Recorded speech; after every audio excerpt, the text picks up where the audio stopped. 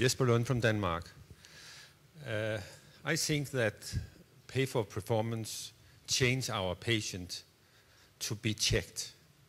We have in Denmark what I call the sore throat saga. If you have a sore throat, you go down to the GP and have a throat swab. It's very easy. So very often in the morning I have a consultation where they have been to the our service with a child, and the child have a sore throat and have perhaps have antibiotic, perhaps not. And then the man said, I also have a sore throat. Couldn't I come down and have a sore throat? And we also have this in Denmark that people think that if we make investigation psychometric test at them, just have them be in discussion, that people who have a very severe heart have 3 times higher make suicide. And once there was written in the paper that people should go to the doctor and have a check, and the doctor should make a psychometric test to see if they have depression. And all this thing we do, there is no evidence for it, but we don't fight against it because we earn money for it. So I think I agree with Frede. Let us put this money where we make special money for special service a little bit down, and then get paid for quality. Thank you. I'm Oliver from France. I think I agree with everybody, and especially with your grandmother. We led a qualitative study. P4P is new in France, and the GP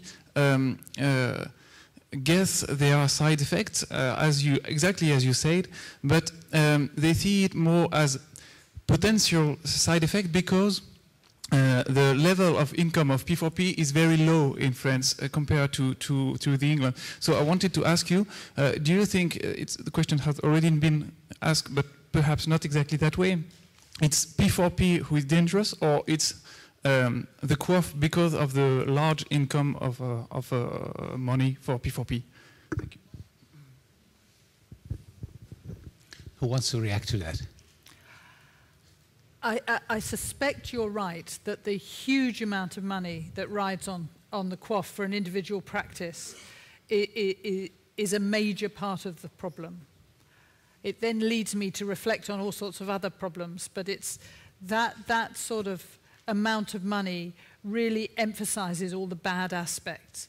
And it's very, very difficult when you're in a group practice which shares its income. There's a pressure for everybody to conform because somebody else has got, needs to send money home to Pakistan or whatever, or, there's a reason why different people in the practice are more interested in money at any one stage. And so there's a sort of weird peer pressure that puts the merchant in front of the doctor, however hard you try.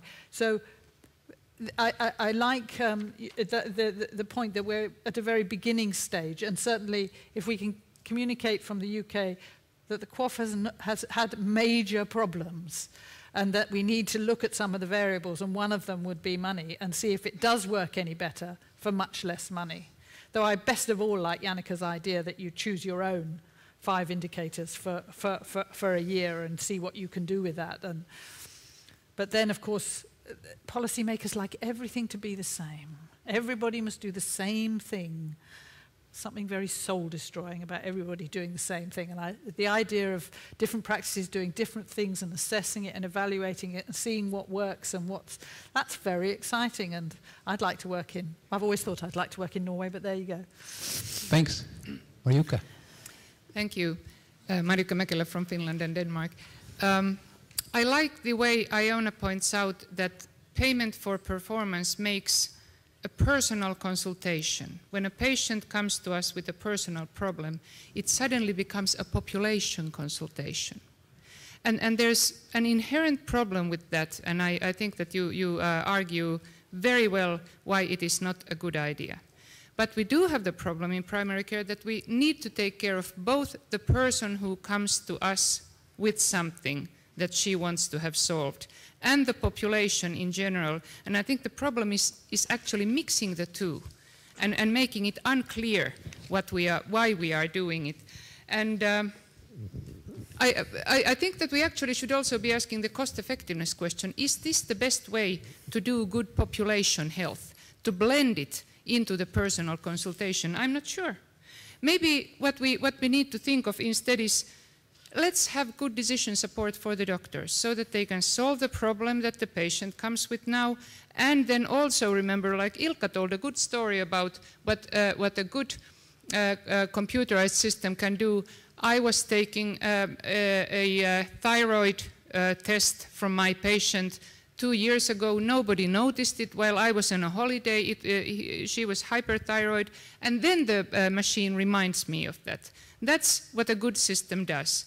The other thing is sensible division of labor between doctors and nurses. Nurses are often very good at doing things systematically at the population level and doing what the indicators require. So let's open the discussion a little bit and say that payment for performance is thinking about populations. Doctors are trained to do work with individual patients, and we should be very careful in blending the two. Roar Mågaard from Denmark. Very many nice things and has been said from the podium and also from the floor. I'm one of your, you are one of my heroes, Iona, but I have a question / remark. I think your approach to this question is rather fundamentalistic, and of course you have your experience from your own QOF system, but what we need, at least in my country, is could we find something, as Freda and Jesper said, that is better than those perverse incentives that we have in Denmark? And my remark to you is, by letting me choose which 5 indicators I will work on, I think it's a rather paternalistic way of looking on family medicine. What about the patient perspective? What about patient safety?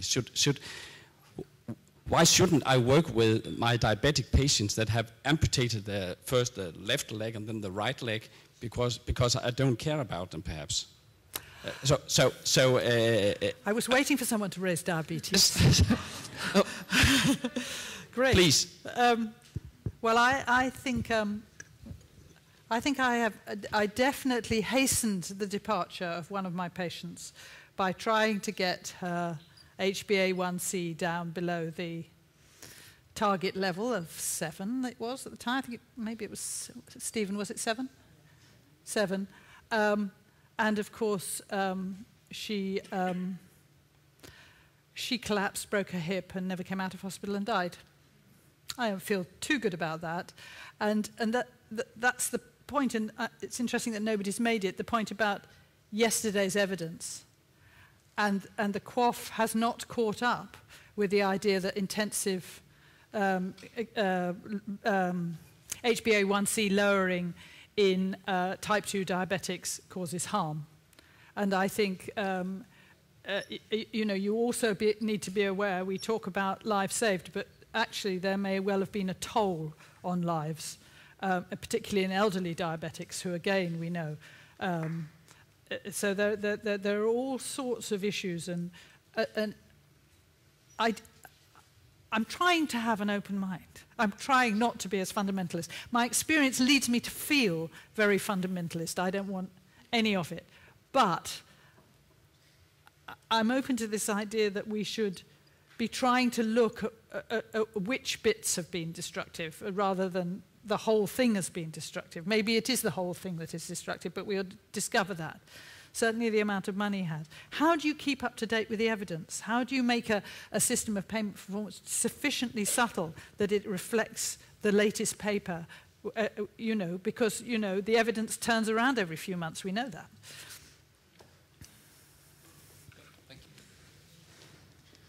Annelies van Linde from Belgium.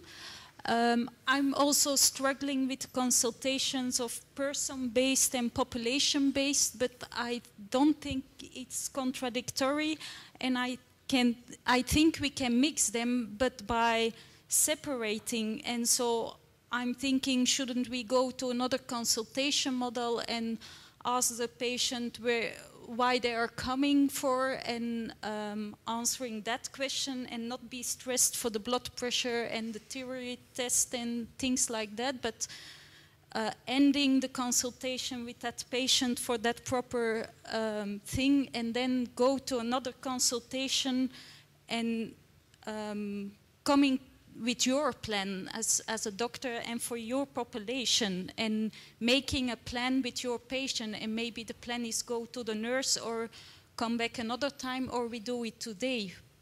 But so you mean patient-driven consultation and doctor-driven? Both together, yes. It's interesting.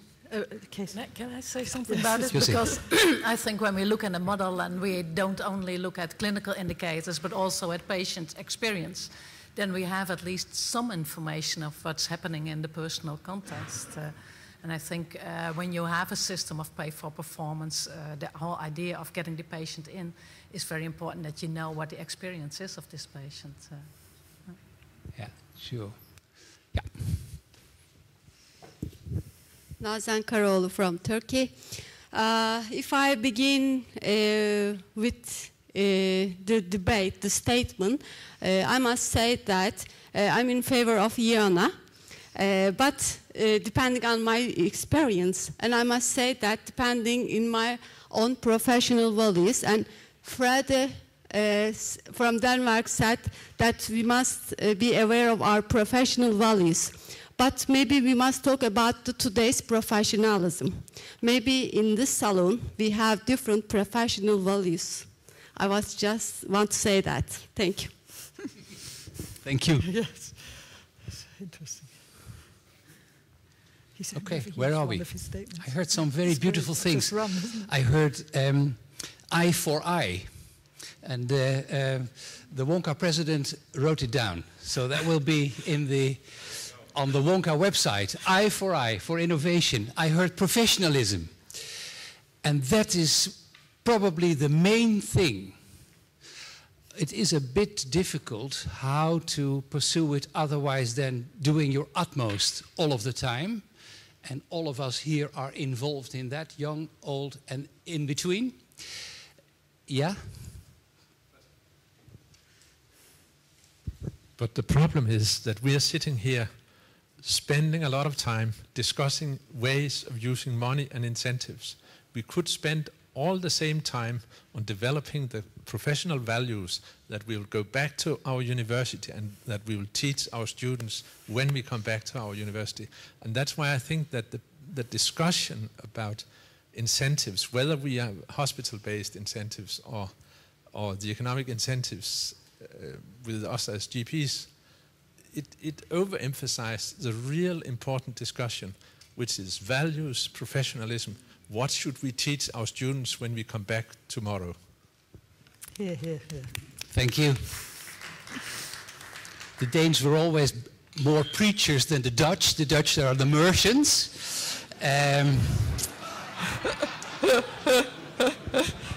So here I am, merchant of this debate.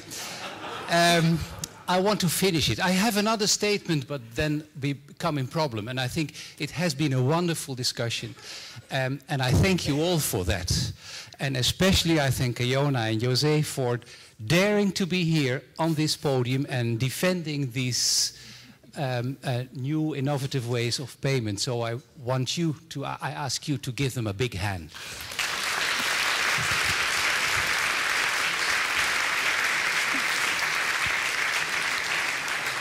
Thank you. Great chairman. And I don't have flowers for you, but you get the flowers for my... At 7 p.m., you're all welcome on the 3rd floor of this building for the gala dinner. In a nice suit.